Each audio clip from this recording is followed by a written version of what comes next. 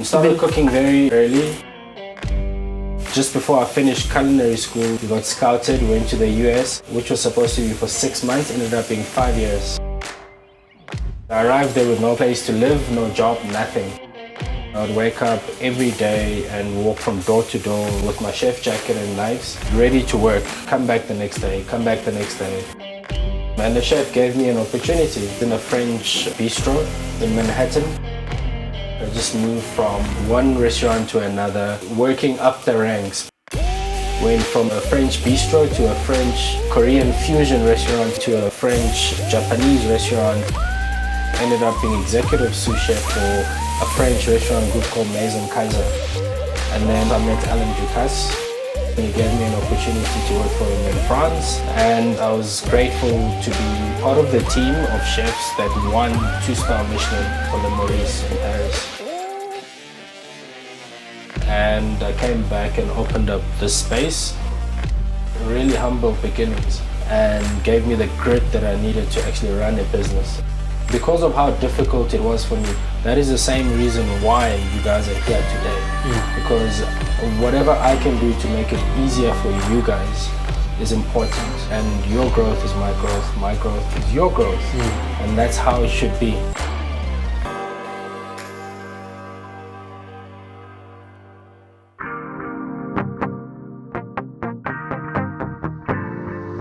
Cheers, Mmabatho, and welcome to our kitchen once again. And cheers to you, Chef Moses. Thank you for the invite. Welcome. It's always a pleasure to have conversations with you, chat to you. But please, everybody knows you're Chef Moses, and we know that you are the head chef at Zoo under Chef David Higgs, but we don't know the personal Moses. We don't know Chef Moses, his cooking background, his career, where it is, what inspires him, and what you've been through so far. But please take us through that. Cool. My inspiration is my grandmother, my mother. That's where it all began.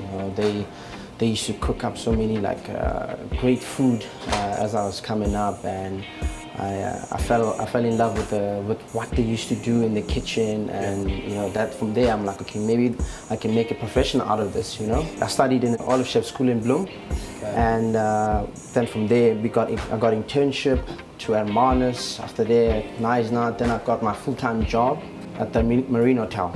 From there I went to America, where I spent like a year and a half, and also learned the cuisines, different cuisines. I worked under many great chefs. I got an opportunity to come back to South Africa at the Greenhouse, working under Peter Tempelhoff. So that's where I started. I worked my way through to like sous chef, and then I came to Johannesburg. I worked at the Saxon for about 2 years as a sous chef, and then I got the big breakthrough to go to Fane restaurant in Cape Town. So that's where I started pushing boundaries, and with a collective of Chef Peter Tempelhoff and Ashley Moss, we were able to take the restaurant to number 92 in the world, which is one of my biggest highlights as a black South African chef. And then obviously having to come to Zoo, my wife fell pregnant, and we needed that support, my wife's family support for the baby. Yes. So far I'm at Zoo running the place, and it's been magic. It's really great to have you back here, and I think we need more and more chefs of color at your caliber that are coming to Joburg and inspiring the young chefs. True. Same as Mmabatho. I know that your cuisine obviously is about nguni. For those that don't know nguni, it's about the South African Zulu nation, right? Yeah. Which now dispersed to Zulu, Xhosa, and I believe Siswati, Ndebele. Could you take us through why you chose that? Being that my name is Mmabatho, but I personally think I am hardcore Zulu. I'm born and raised in KwaZulu-Natal. I only speak the Zulu language.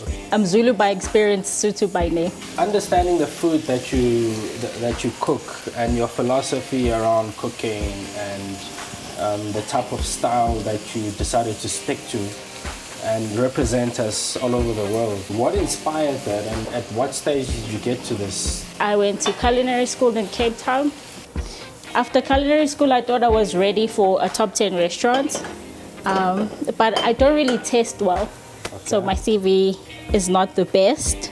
So I didn't get any responses from my applications. Okay. So I went back home and started the long table experience, which is just like gathering strangers, having them sit down, enjoy a meal, get to know each other. Then after the long table, I went to Salsify at the Roundhouse, which is sort of like a top 10 restaurant in the country.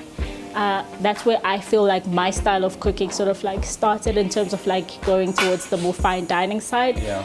And then 2020 we got retrenched and I went back home, and being home, like having my mom, I think we ate uputu maybe 2 times a week.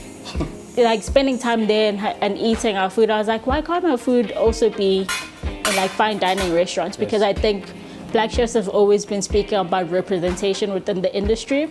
And for me, it felt like I could never represent international food well because I'm not well traveled. So everything will be just based on a book. So I was like, okay, then I need to focus on me, my culture, my food. And luckily enough, we were able to open Emazulwini, and I think we're still trying to make it work. Wow. And see where it's going. I can tell you, I was there about a month ago, and we were quite impressed. And it was really, at the end of the day, I think we complicate food too much. That's true. As chefs.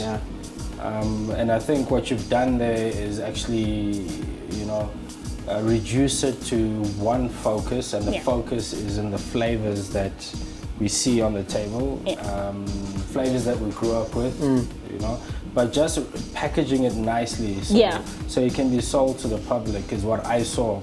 And hence why we then invited you back to Johannesburg, so the Johannesburg crowd can actually see and understand what it is that you do. So take us through what you are cooking. I've decided to make a couple of dishes. Ox hearts, which we'll have with the idombolo, some onions.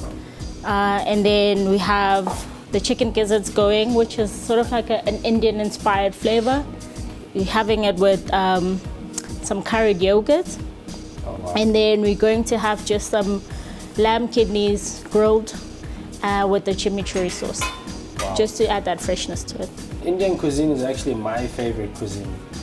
I actually realized this by having to go all the way to New York City, where I ate in a vegan restaurant that's completely Indian.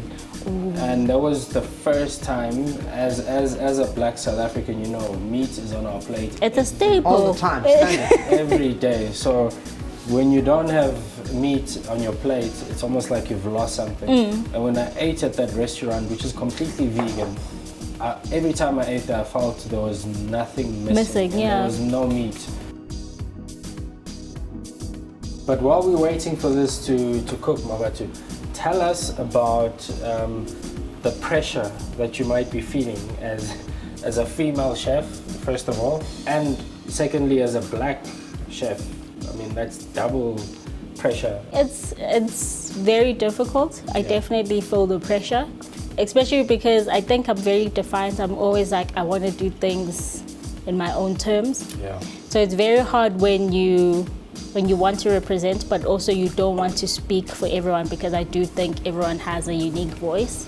And I hope that in that process, while I'm being myself, some people can see that they can also be themselves. I guess it's the hardest thing. Being yourself and making it work. That must be for hard, business. It is very difficult. And for you, Moses, what do you plan on doing? What do you see eventually once you are fully independent? My grandmother's food, like mogodu is like what many South Africans can do and relate to. And if there was a way that I could, like she's using a lot of offal, that's what I grew up on. I want to explore that. Let's hope it happens in the next year. I think. Why not? So let's check up on what you're cooking, Mmabatho. I mean, we are hungry. We're ready for lunch. It's almost done. It's almost ready.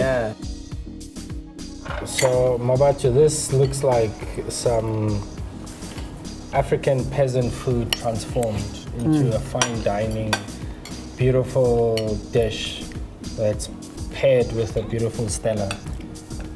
So please take us through what we're all eating here. What I'm having is the lamb kidneys with chimichurri, and then on your side, the curried chicken gizzards crumb, then deep Yeah, fry. you don't find that a lot, yeah. So that reminds me of my childhood memories, which is pretty special, You don't get a lot of that in the restaurants that we maybe eat at or work at. Yes. And then Chef Moses is having the ox liver with some spring onion, and is having that with a dombo, no? Which is a steamed bread that we usually eat with meat whenever it's like a family gathering or braai. I think you've brought some elegance into this dish. I tried. Wow, what a beautiful meal, and thank you, and cheers to your menu. Cheers to your dinner that you're having with us at Le Creative. All the best. And cheers to you, Moses, and everyone's success. I'm honored to be on this table.